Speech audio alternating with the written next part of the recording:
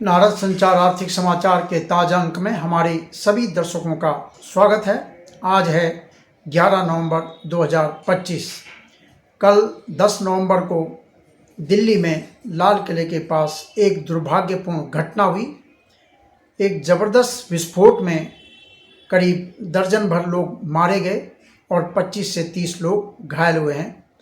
नारद संचार इस घटना में मारे गए और घायल सभी लोगों के प्रति और उनके संबंधियों के प्रति गहरी संवेदना व्यक्त करता है और ईश्वर से प्रार्थना करते हैं कि जो घायल हैं वो जल्द स्वस्थ हों।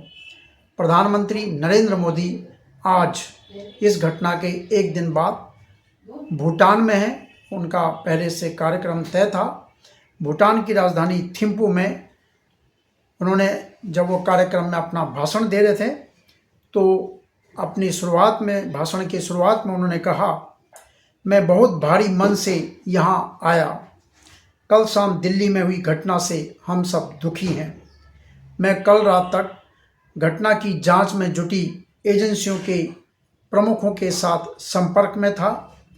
हमारी एजेंसियां घटना की तह तक जाएंगी और इस घटना के लिए जो भी जिम्मेदार हैं उनको बख्शा नहीं जाएगा। ये प्रधानमंत्री ने आज सुबह जब भूटान में वो अपने कार्यक्रम में भाषण दे रहे थे तब उन्होंने ये कहा। बहरहाल हम अपने मुद्दे पर आते हैं। आर्थिक जगत में इस नए साल के बजट की तैयारियां शुरू हो गई हैं। हर साल 1 फरवरी को बजट पेश किया जाता है। अगले साल यानी 2026 में 1 फरवरी को शायद रविवार है तो सरकार 2 तारीख को पेश करती है या पहले पेश करती है। इसकी जो तिथि है वो अधिसूचना जारी होने के बाद ही पता चलेगी। तो वित्त मंत्री निर्मला सीतारमण ने कल 10 नवंबर 2025 को अगले साल की बजट की तैयारियों की बैठकों का जो दौर है वो शुरू कर दिया। सबसे पहले उन्होंने प्रमुख अर्थशास्त्रियों के साथ बैठक की कि भाई बजट में क्या होना चाहिए, कहाँ टैक्स लगाया जा सकता है, कहाँ छूट दी जा सकती है। तमाम अलग अलग क्षेत्र के विशेषज्ञों के साथ वित्त मंत्री बैठक करते हैं। तो सबसे पहले उन्होंने अर्थशास्त्रियों के साथ बैठक की। उसके बाद कृषि क्षेत्र के जो प्रमुख लोग हैं, अर्थशास्त्री हैं, जानकार हैं, कृषक समाज के लोग हैं, उनके साथ भी उन्होंने बैठक की। 2 बैठकें उन्होंने कल की। तो अर्थशास्त्रियों ने तो सुधारों पर जोर दिया है कि जो आर्थिक सुधार देश में चल रहे हैं उनको और आगे बढ़ाया जाना चाहिए। ऐसा बजट होना चाहिए जिसमें आर्थिक सुधारों को और आगे बढ़ाया जाए ताकि जो आर्थिक वृद्धि है वो और तेज होती रहे, बढ़ती रहे। आर्थिक वृद्धि पर ही सबसे ज़्यादा जोर दिया जाता है। आर्थिक वृद्धि मतलब हर क्षेत्र में ग्रोथ होनी चाहिए। कृषि क्षेत्र का दायरा बढ़े, उद्योग धंधे बढ़े, मांग बढ़े, पूंजीगत खर्च बढ़े। तमाम चीज़ें जब बढ़ेंगी तो अर्थव्यवस्था और उसका आकार जो है और बड़ा होगा। तो अर्थशास्त्रियों ने ये भी कहा कि सरकार ने जो अभी सितंबर में जीएसटी दरों में जो कटौती की है वो अच्छा कदम है। उससे अर्थव्यवस्था में खपत बढ़ेगी, मांग बढ़ेगी और जब मांग बढ़ेगी तो जो औद्योगिक निवेश है वो भी बढ़ेगा, क्योंकि उद्योग धंधे जब उनकी मांग, उनके उत्पादों की मांग बढ़ेगी तो वो अपना कारोबार और बढ़ाएंगे और फैलाएंगे, तो उसके लिए वो निवेश करेंगे और जब निवेश होता है तो अर्थव्यवस्था में तेजी आती है। विशेषज्ञों ने ये भी कहा है कि जो पूंजीगत खर्च सरकार ने ज़्यादा बढ़ाकर पूंजीगत खर्च कर रही है वो भी जारी रहना चाहिए, उसे बरकरार रखना चाहिए। इस साल जो वित्त वर्ष अभी चल रहा है 2025-26 जो 2026 मार्च में समाप्त होगा, तो इस साल के लिए सरकार ने बजट में 11,11,000 करोड़ रुपए का पूंजीगत खर्च रखा था कि भाई इतना खर्च करेंगे इस साल। तो उसमें से सितंबर तक, जो सितंबर अभी नवंबर चल रहा है तो सितंबर पहली छमाही, अप्रैल से सितंबर तक जो है 11,11,000 करोड़ रुपए में से जो पूरे साल में खर्च होना है उसमें से 51.8% खर्च हो चुका है, यानी आधे से ज़्यादा 5,80,000 करोड़ रुपए खर्च सरकार जो है कर चुकी है। तो पूंजीगत खर्च भी सरकार कर रही है। पूंजीगत खर्च क्या होता है? सरकार जो सड़कें बनाती है, पुल बनाती है, हवाई अड्डे बनाती है, रेलवे स्टेशन बनाती है और बंदरगाह बनाती है, अस्पताल बनाती है, तमाम जो इस तरह के खर्चे होते हैं इसको कहते हैं पूंजीगत खर्च। जो एक पूंजी एक खड़ी की जाती है जिसमें आगे जो कई सालों तक आगे जो है उस पर उसका उपयोग होता रहेगा। तो पूंजीगत खर्च जो है बड़े ऊंचे स्तर पर रहना चाहिए। पहले बहुत कम रहता था, कभी 2.5 लाख करोड़ रुपए, कभी 3 लाख करोड़ रुपए, कभी ज़्यादा 5 लाख करोड़। लेकिन सरकार ने पिछले 1-2 साल से 10 लाख करोड़ रुपए और उससे ज़्यादा पूंजीगत खर्च रखा है। तो इसमें सीमेंट की मांग बढ़ती है, लोहे की मांग बढ़ती है, स्टील की मांग बढ़ती है और लकड़ी की मांग बढ़ती है। तमाम चीज़ें उसमें श्रमिकों को लगाया जाता है, उनको काम मिलता है। तो ये सब गतिविधियां जितनी ज़्यादा होंगी उससे देश की जीडीपी बढ़ेगी, ग्रोथ रेट तेज होगी। जो ये साल है 25-26, ये बजट है 50,65,हजार करोड़ रुपए का। इस साल खर्च होंगे पूरे, जो भी खर्च होंगे, तनख्वाह मिलेगी, सैलरी पे जाएगा, जो राजस्व खर्च और पूंजी खर्च। राजस्व खर्च होता है जिसमें वैसे खर्चे होते हैं, भाई वेतन देना है, पुराना कर्जा लिया है वो देना है, जो पेमेंट की जाती है। और पूंजीगत खर्च जहाँ कुछ बनाने के लिए खर्च होता है। तो 50,65,हजार करोड़ का टोटल व्यय इस साल के बजट में है।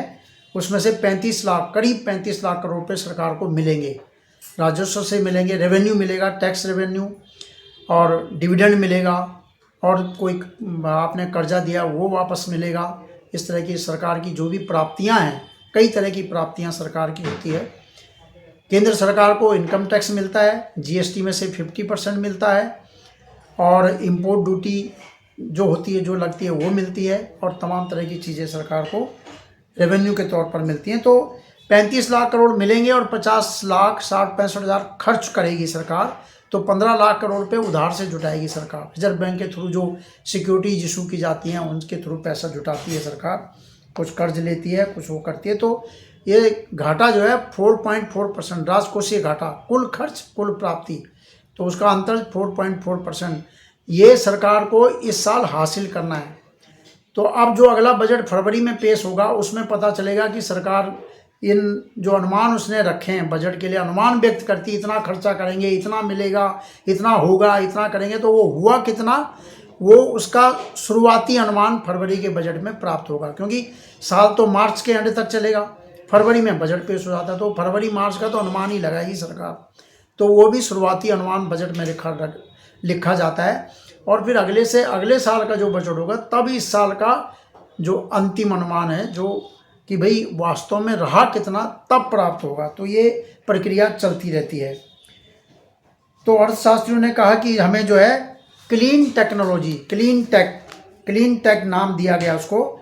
तो मैन्युफैक्चरिंग में, विनिर्माण में, जो उद्योग धंधे चलते हैं, जो उत्पादन होता है, टेलीविज़न बन रहे हैं और तमाम चीज़ें जो बनती हैं उद्योगों में उत्पादन होता है, कपड़े का उत्पादन हो रहा है, इलेक्ट्रॉनिक सामान का उत्पादन हो रहा है, मैन्युफैक्चरिंग हो रही है। तो उसमें क्लीन टेक्नोलॉजी अपनाई जाए, स्वच्छ प्रौद्योगिकी। देखिए प्रदूषण एक बड़ी समस्या बनती जा रही है पूरी दुनिया में।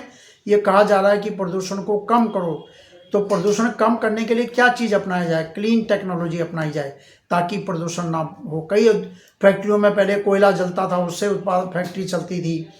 कई जगह अब सीएनजी गैस के थ्रू चल रही है, कहीं बिजली के थ्रू चल रही है।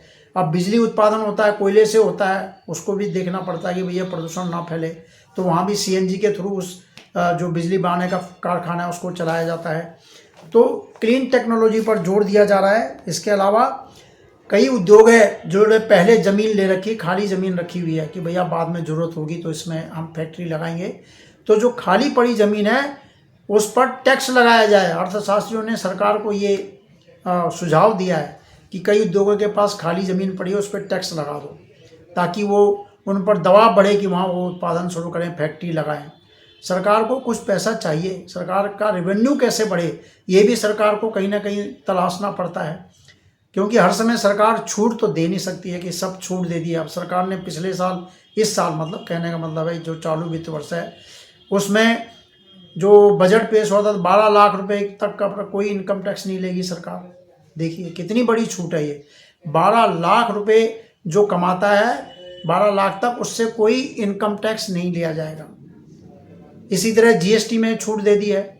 जीएसटी में पहले 5% टैक्स लगता था, 12% लगता था, 18 लगता था, 28 लगता था, उसके ऊपर सेस भी लगता था, और अब कर दिया सिर्फ 5% लेंगे और 18 लेंगे। बाकी जो बहुत कम वस्तुएं जो आम लोगों के लिए हितकारी नहीं है, जैसे तम्बाकू है और दूसरी चीज़ें हैं जो जिनमें मतलब आप कह सकते हो कि बिल्कुल आलीशान जिनका रहन सहन है, जो ज़्यादा पैसा, जो अति धनाढ्य वर्ग है, उनके ऊपर जो भोग विलास की चीज़ें हैं उन पर 40% टैक्स रखा गया है। बहुत कम चीज़ें हैं उस दायरे में। तो मुख्य दर तो 5 और 18 कर दी है। कई जो 28 वाली 18 में आ गई, 18 वाली 5 में चली गई, 5 वाली 0 में चली गई। जो आम आदमी से, आम उपभोग से जुड़ी रोज़मर्रा की जो चीज़ें हैं उन पर या तो 0 है या 5 है। गाड़ियों पर 18% है। जो गाड़ी जो लेंगे आप 1500 सीसी तक की गाड़ियों पर 18% है। मोटरसाइकिल पे भी कम कर दिया है, 18% है। तो तमाम छूट तो सरकार ने दी है, लेकिन सरकार को रेवेन्यू भी चाहिए, पैसा बढ़ना भी चाहिए। आपको सरकार, केंद्र सरकार के कर्मचारी हैं करीब 70 लाख 80 लाख जो कर्मचारी हैं, हर साल उनके वेतन में वृद्धि होती है। अब 8वां वेतन आयोग भी बिठा दिया गया है, उनकी तनख्वाह में और वृद्धि होगी, वो भी सरकार को देना है। हमारे जो सैन्य बल हैं तमाम 12 लाख, जितने भी सैन्य बल 12 लाख 13 लाख हैं, उनकी भी वेतन की बात सरकार, तो अब बढ़ना भी चाहिए, रेवेन्यू बढ़ना भी चाहिए। उसके भी सरकार को रास्ते तलाशने हैं और लोगों को छूट भी देनी है कि भैया ये वर्ग पे ज़्यादा बोझ है, इसको कम करो। तो इस तमाम सुझावों के लिए जो है ये बैठक होती है। कृषि क्षेत्र में ये दिया गया सुझाव कि कृषि क्षेत्र में जो नए आविष्कार हैं, शोध जो किए जाते हैं कि कैसे बीज लाया जाए, कम बीज से ज़्यादा फसल हो जाए, कम पानी में ऐसे बीज हो जिनमें कम पानी का इस्तेमाल हो, फसल अच्छी हो, मौसम का जो सामना कर सके, जो प्रतिकूल मौसम हो जाता है उसका सामना कर सके, ऐसे बीज हों। तो उत्पादन बढ़ाने के लिए बीज का, नए बीज का शोध जो करना है, उसके लिए ज़्यादा पैसा खर्चा हो, ज़्यादा बजट रखा जाए, ये कृषि क्षेत्र में ये कहा गया है। और तमाम तरह की चीज़ें हैं। राज्यों का जो बढ़ता जो कर्ज है, राज्यों पर कर्जा बढ़ता जा रहा है। कई राज्य हैं जैसे पंजाब है, केरल है और कुछ राज्य हैं, उनके ऊपर लगातार कर्ज लेते जा रहे हैं। उनकी जो राजस्व है, रेवेन्यू है, वो ज़्यादा नहीं बढ़ पा रहा है। तो इस पर भी चिंता व्यक्त की गई कि राज्यों के साथ कैसे राज्यों को कहा जाए कि भैया आप अपना रिसोर्सेज बढ़ाओ, अपना घाटा कम करो, कर्ज कम लो। तो ये तमाम तरह की चीज़ें, इन पर जो है चर्चा हुई वित्त मंत्री के साथ पहले बजट में। तो अब देखते हैं, नए बजट की तैयारियां चल रही हैं, और भी बैठकें होंगी, उद्योगों के साथ भी बैठकें होंगी, और दूसरे क्षेत्र के लोगों के साथ भी बैठकें होंगी, सेवा क्षेत्र के लोगों के साथ बैठकें होंगी। सर्विस सेक्टर आज बहुत बड़ा सेक्टर है। देश की काफ़ी गतिविधियां सेवा क्षेत्र में चलती हैं। हमारी जीडीपी में सेवा क्षेत्र का योगदान लगातार बढ़ रहा है।